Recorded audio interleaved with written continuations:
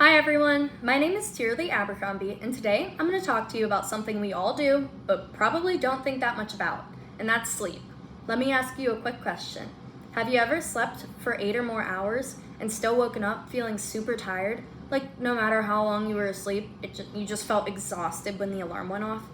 If that's happened to you, chances are your sleep cycle was interrupted.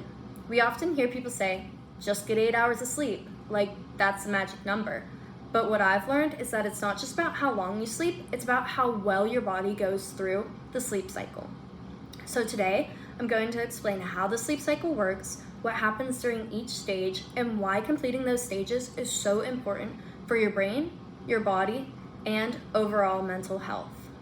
The sleep cycle is made up of 4 main stages, and your body goes through them several times during the night.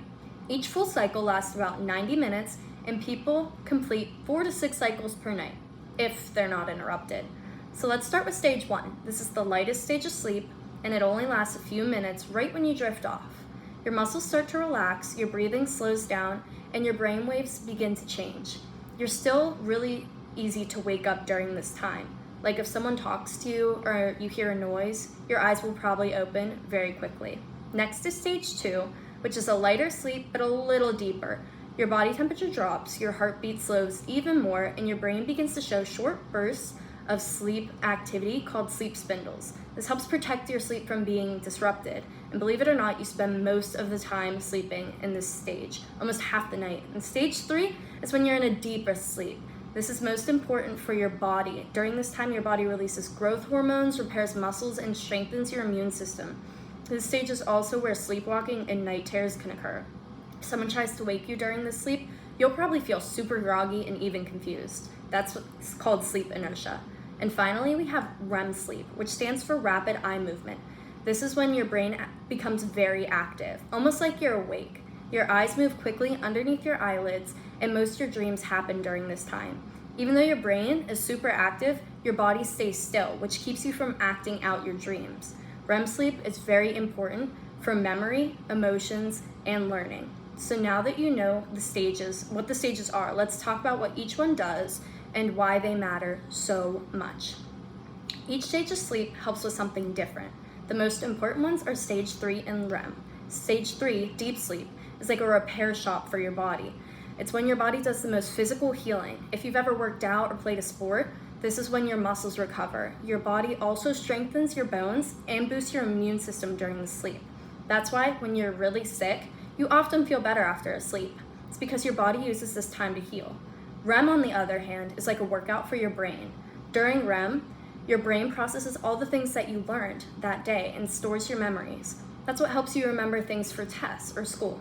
It also helps you manage your emotions, and people who don't get enough REM sleep are more likely to feel stressed out, forgetful, and emotional. So even if you think you're not doing anything when you're asleep, your brain and body are actually very busy throughout the night. But what happens if your sleep cycle gets cut short or is interrupted? When you wake up in the middle of a sleep cycle, your body doesn't just pause and go back to where you left off when you fall back asleep. It restarts the whole cycle from the beginning.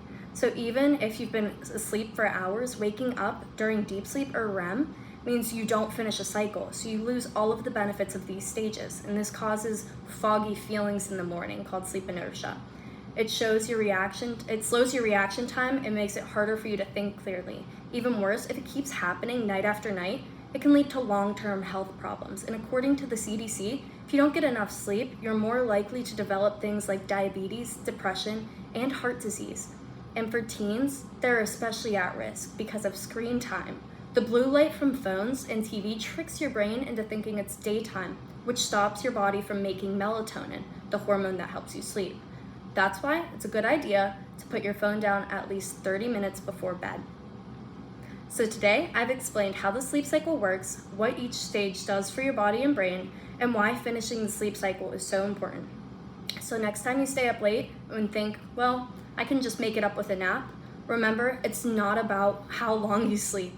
It's about how well your body moves through the cycle. Quality matters. Thanks for listening. I hope you learned something, and I hope you have a great sleep tonight.